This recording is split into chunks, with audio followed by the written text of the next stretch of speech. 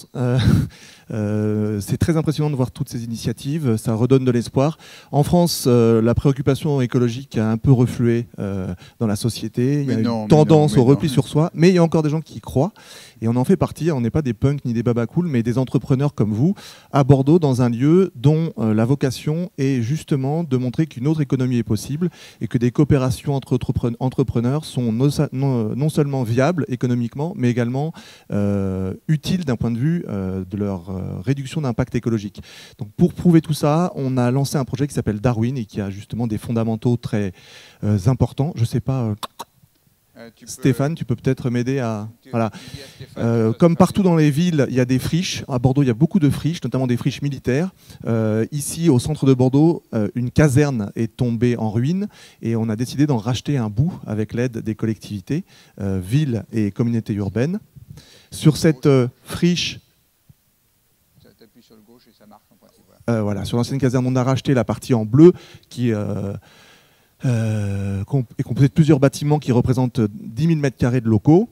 Et dans ces lieux où se trouve Darwin, derrière va se déployer un écoquartier. La ville était très soucieuse de pouvoir, avant que ne se créent tous ces logements qui vont accueillir 8 000 nouveaux habitants, que se créent des activités économiques qui puissent aussi fournir des emplois et que ce soit des activités tournées vers l'avenir. Ça tombait bien, c'était notre projet.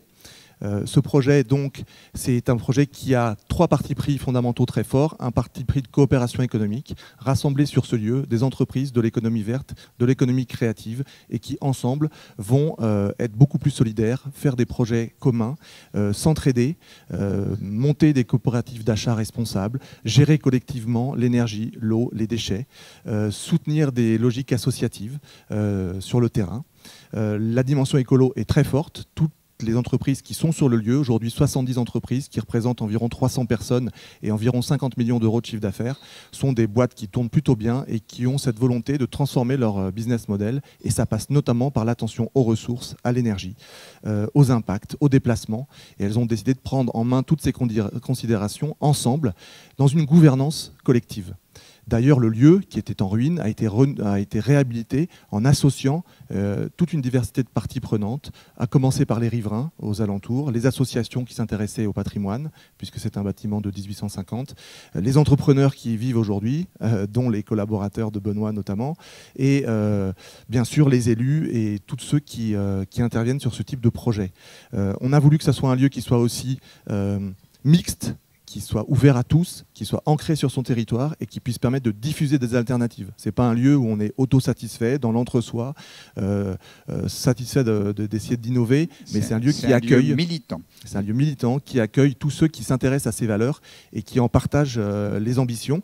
On a une vingtaine d'associations qu'on a réussi à soutenir, à installer dans ces lieux, dans des friches, dans des lieux assez précaires et éphémères, mais qui aujourd'hui sont vivaces. On a créé un skatepark, on a créé une ferme urbaine, on a créé notamment un terrain de BMX, des ateliers de récupération de vélos et plein d'autres choses. Et tout ça cohabite avec des logiques entrepreneuriales. Et ça crée des mélanges tout à fait nouveaux qui vont vers l'économie de fonctionnalité, qui vont vers des choses astucieuses pour réduire notre empreinte écologique.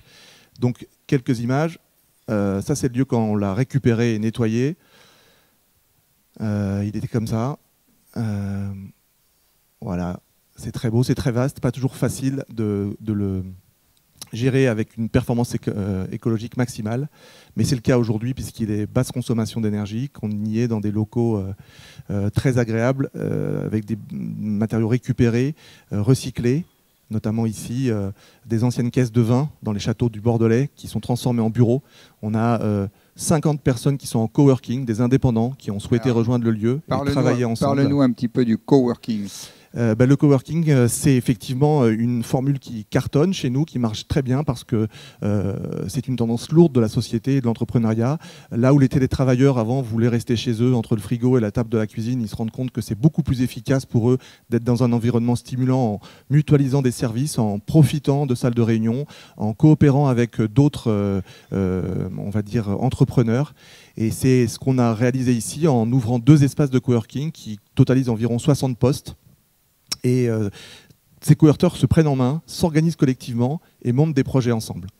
Donc ça marche très très bien et c'est une nouvelle forme d'entrepreneuriat aussi. Alors c'est des lieux qui sont souvent pleins, on fait beaucoup de fêtes, beaucoup d'apéros, on a notre propre bière bio, on va créer aussi des commerces dès le début de l'année, une épicerie, une boulangerie, une torréfaction, un restaurant, un hôtel.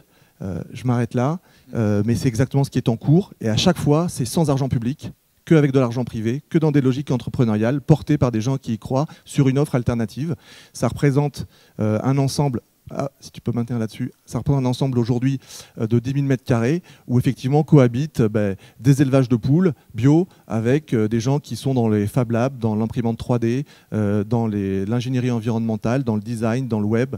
Comme je vous le disais, à terme, c'est-à-dire environ dans 6 mois, on sera à 80 structures, voire peut-être un peu plus, 500 collaborateurs, une zone de commerce alternatif qui fonctionnera et peut-être, si on y parvient en gagnant l'appel d'offres qui est actuellement en cours, sur les bâtiments 13 et 15, l'installation d'une fabrique artistique et culturelle avec des acteurs des arts contemporains, des arts plastiques, de l'architecture participative, qui ont vocation à s'installer ici à court terme, j'espère en tout cas.